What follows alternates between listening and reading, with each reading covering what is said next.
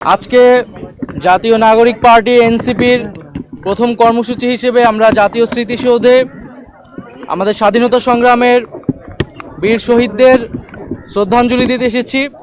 আজকে থেকে আমাদের যে আনুষ্ঠানিক কর্মসূচি শুরু হলো, জাতীয় নাগরিক পার্টি এনসিপির পক্ষ থেকে সারা দেশের সকল মানুষকে শুভেচ্ছা জানাচ্ছি। আমাদের এই ভূখণ্ডের জনপদের মানুষের যে লড়াইয়ের ইতিহাস রয়েছে, 1947 সালের আজাদির লড়াই থেকে শুরু করে 1971 সালের মহান স্বাধীনতা সংগ্রাম এবং 2024 সালের ছাত্র জনতার গণ অভ্যুত্থান, এই সকল লড়াইয়ের আকাঙ্ক্ষাকে ধারণ করেই আমরা নতুন বাংলাদেশ বিনির্মাণ করব এবং সেই লক্ষ্যে এনসিপি কাজ করে যাচ্ছে। এবং আমরা বলেছি যে 1971 সালের মুক্তিযুদ্ধের মধ্য দিয়ে আমরা একটি স্বাধীন রাষ্ট্র পেলেও আমাদের যে সার্বভৌমত্ব, সেই সার্বভৌমত্ব বারবার হুমকির মুখে পড়েছে। আমাদের যে গণতান্ত্রিক প্রতিষ্ঠানসমূহ বারবার ভেঙে পড়েছে। আমরা একটি গণতান্ত্রিক সংবিধান গড়ে তুলতে পারিনি।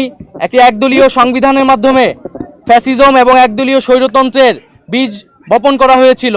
ফলে আমরা বলেছি যে একটি নতুন প্রজাতন্ত্র আমাদের গড়তে হবে এবং তার জন্য একটি নতুন সংবিধান এবং গণপরিষদ নির্বাচনের প্রয়োজন। সেই জায়গা থেকে আমরা সেকেন্ড রিপাবলিকের কথা বলেছি এবং আমরা সেই লক্ষ্যে কাজ করে যাচ্ছি। এবং জাতীয় নাগরিক পার্টি এই মুহূর্তে তার প্রথম লক্ষ্য হচ্ছে তার সাংগঠনিকভাবে কার্যক্রম বিস্তৃত করা, তৃণমূলে সাংগঠনিক কার্যক্রম বিস্তৃত করা এবং নিবন্ধন নিতে যেই ধরনের শর্তাবলী পূরণ করতে হয় সেই শর্তাবলী পূরণ করার দ্রুত সময়ের মধ্যে পূরণ করে আমরা নিবন্ধন কার্যক্রম আগাবো।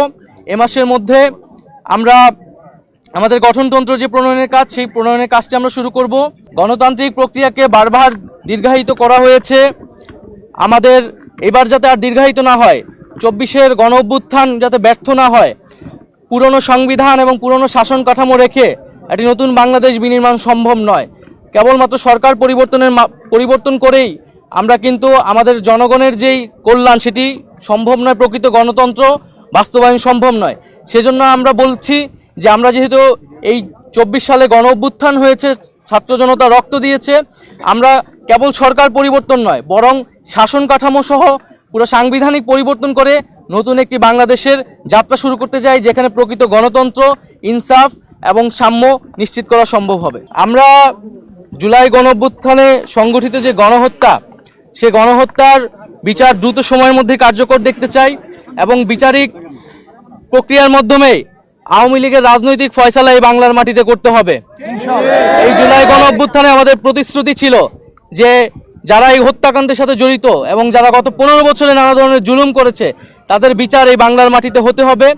এবং আমরা অন্তর্বর্তী সরকারের প্রতি আহ্বান থাকবে, দ্রুত সময়ের মধ্যেই এই বিচার বাংলাদেশের মানুষ দেখতে চায় এবং বিচারের পরে যে সংস্কার কার্যক্রম, জাতীয় ঐক্যমত্য যে কমিশন রয়েছে, দ্রুত জাতীয় সংলাপে গিয়ে আমাদের যে জুলাই সনদ এবং যে জুলাই ঘোষণাপত্র তার দ্রুত বাস্তবায়ন আমরা দেখতে চাই।